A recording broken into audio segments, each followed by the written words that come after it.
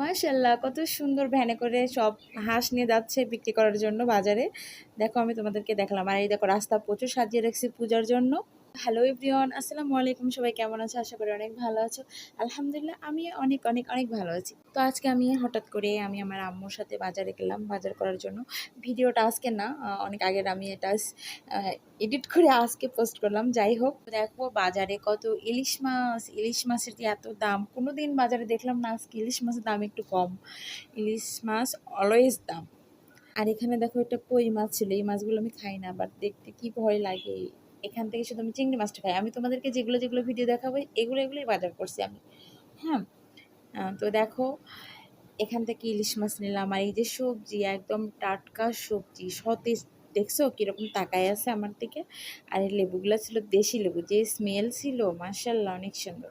তো ওখান থেকে শাক নিলাম, এখান থেকে লেবু তরকারি, মানে যেগুলো সবজি দরকার প্রতিদিনের রান্নার এগুলো নিলাম। করলা, ফুলকপি এগুলো কিন্তু আমাদের বাড়িতেও আছে। যাই হোক, আমাদের গ্রামের বাড়িতে এগুলো চাষ হয়।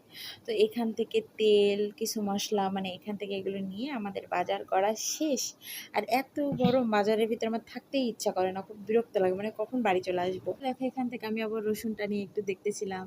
অনেক সুন্দর না রসুনটা, একদম ফ্রেশ, কত সুন্দর কিউট লাগতেছিল। তো যাই হোক, বাজার করা শেষ, এখন আমি বাড়ির দিকে চলে আসতেছি। তো দেখো এখন তোমাদেরকে দেখাবো বাজার থেকে কি কি নিয়ে আসলাম। তো প্রথমে তেল, ডিম, দেখলে আন্ডে, এটা হচ্ছে হলুদ। এরপরে দেখাবো, এটা হচ্ছে আমরা বলি কদর, কে বলে ধুন্দল, আরও অনেক কি কি নামে সবজিটা চিনি, কিন্তু এই সবজিটা আমার অনেক মজা লাগে, কারণ এটা মিষ্টি মিষ্টি লাগে। যে কোনো রান্নাতে, যে কোনো তরকারিতে এই সবজিটা দিলে মানে অনেক মজা লাগে, নরম হয়, একটা স্বাদ আসে আলাদা। বেগুন, সবই অল্প অল্প করে কিনছি, কারণ আমাদের বাসায় মানুষ কম, এত খাওয়ার লোক নাই, খুবই অল্প, তার জন্য একটু একটু করে। ঠিক আছে। এখানে মাছ ছিল 6 পিস। তো যাই হোক, চিংড়ি মাছ ছিল, মানে রেগুলারই প্রায় বাজার করতে হয়, তাই একটু একটু করে সব কিছু নিলাম আর কি, বুঝলাম। এখানে হ্যান্ড ওয়াশ, আমার ছোটো কাকা আমাদের বাসায় আসলে শুধু হ্যান্ড ওয়াশ শেষ হয়ে যায়, তখন আমার ফেস ওয়াশ দিই, তাই হাসে শুধু ফেস ওয়াশ দিয়ে হাত ধুতে বলি দেখে। তার জন্য আজকে বাজারে গিয়ে প্রথমে আমার মনে পড়ছে আগে ফেস ওয়াশ নিতে হবে। তো দেখো এইগুলো বাজার সব দেখাচ্ছি তোমাদের। এই মাছগুলো কাটতে হবে, আবার রান্না করতে হবে। মাঝে মাঝে আমিও রান্না করি, আর আমার আম্মু তো রেগুলারই করে।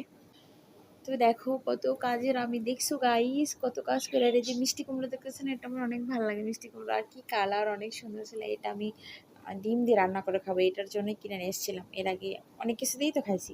আর এইদিকে দেখো আমার সোনা পাখিগুলো কি দুষ্টুমি করতেছি, দুজন দুজনকে কিস করতেছে। সারাদিনে যে কতগুলো কিস করে ওরা, তার কোনো ঠিক নাই। একটু পর পরে আমি আবার ওদেরকে দেখতেছিলাম, শুধু কিচির মিচির করে, সারাদিন মাথা খেয়ে ফেলে। রাতে অবশ্য চুপচাপ থাকে, ঘুমায়। এখনও চুপ আছে, আমি তো ভয়েস দিচ্ছি, ভাবতেছি ওদের কণ্ঠ শোনা যাবে, বাট ওরা এখনও চুপচাপ আছে, কথা বলতেছে না। বুঝতে পারছো, বলার সাথে একটা সিগন্যাল দিয়ে দিছে।